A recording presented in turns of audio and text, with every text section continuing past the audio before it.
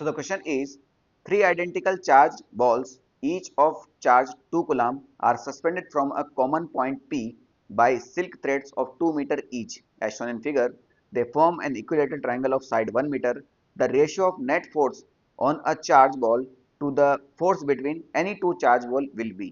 तो आपको जो रेशियो निकालना है वो किसी एक बॉल पर और divide by force between two ball, ये निकालना है आपको। तो कि देखो समझो बात को, आपको चार्ज जो है वो तीनों यहाँ पर हैं, सिंपल सी बात है। तो डायग्राम बेवजह ही बनाया गया है, सिर्फ कंफ्यूज करने के लिए बनाया गया है, कोई दिक्कत नहीं इसमें। आपको जो चार्ज यहाँ है, तीनों के बीच की डिस्टेंस 1 मीटर है, इसको आप बाहर निकालो ना, इसको आप इस तरह से लिख सकते हो क्या? हाँ, आप इस डायग्राम को इस तरह से बना सकते हो क्या? ये भी साइड 1 मीटर, ये भी साइड 1 मीटर, ये भी साइड 1 मीटर, सारे चार्ज कितने कुलाम के हैं? 2 कुलाम, 2 कुलाम, 2 कुलाम। बना सकते हैं ना, सिंपल सी बात है। तो भैया किन्हीं भी दो चार्ज के बीच में कितना फोर्स बनेगा? मान के चले मुझे इसी पॉइंट चार्ज पे निकालना है नेट फोर्स, ठीक है। तो मुझे एक बॉल पर ये वाला फोर्स होगा, तो ये वाला चार्ज क्या करेगा? रिपेल करेगा। कितने फोर्स से रिपेल करेगा? के Q1 Q2 divide by are square. तो ये हो जाएगा के Q1 Q2, तो 2 × 2 4 डिवाइड बाई आर। आर कितना बेटा आपका 1, यानी 1 स्क्वायर, यानी कितना हो जाएगा बेटा ये आपका 4K। कितना हो जाएगा? 4K। तो ये वाला बॉल भी क्या करेगा? इसको इधर की तरफ रिपेल करेगा, तो ये वाला फोर्स भी कितना हो जाएगा? 4K ही होने वाला है, इसमें कोई डाउट नहीं किसी को। बात समझ में आई नहीं? तो दो दो बॉल के बीच में या दो चार्ज के बीच में कितना फोर्स है? 4K। तो नीचे तो लिख दो भैया हमारा 4K, सिंपल सी बात है। अब इन दोनों के बीच में एक बॉल पर नेट फोर्स कितना होगा? तो बेटा ये दो फोर्स आ चुके हैं, ये इक्विलेटरल ट्रायंगल है, ये इक्विलेटरल ट्रायंगल है, तो बेटा ये वाला एंगल कितना होगा? 60 डिग्री। अगर ये एंगल 60 डिग्री है तो ये वाला एंगल भी 60 डिग्री होगा। दोनों फोर्स बराबर है, तो नेट फोर्स इन दोनों के जस्ट बीच में से निकलेगा। ठीक है, समझ में आई बात?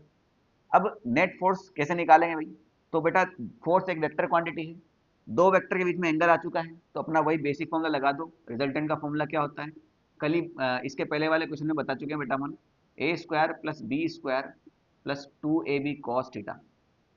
ठीक है, तो यहाँ पर ए बी कितना है? 4K है, बी भी कितना है? 4K है, तो ये हो जाएगा 4K स्क्वायर। तो डायरेक्ट लिखते हैं बेटा अपन तो 16K square plus 16K square plus 2, 4K into 4K फिर से हो जाएगा 16K स्क्वायर कोस 60। कोस 60 कितना होता है? कोस 60 होता है बेटा आपका 1/2, 1/2। ये दो से दो खत्म हो जाएगा, तो 16 16 16 48K स्क्वायर हो जाएगा। बात समझ में आ गई? तो के स्क्वायर का तो रूट बाई बाहर आ जाएगा, तो कितना हो गया के। अब 48 का रूट कितना होता है?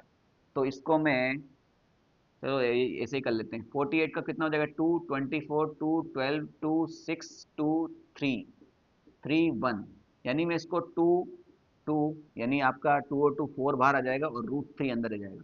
समझ में आ गया होगा ना?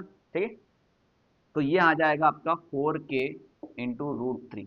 भाई अब मान के चलो दिमाग नहीं चलता एकदम से, तो फिर ये करने में क्या बुराई है कि नहीं? 4K खत्म हो गया, तो कितना आ जाएगा आपका आंसर? √3 divide by 1। ठीक है, √3 divide by 1, option number A.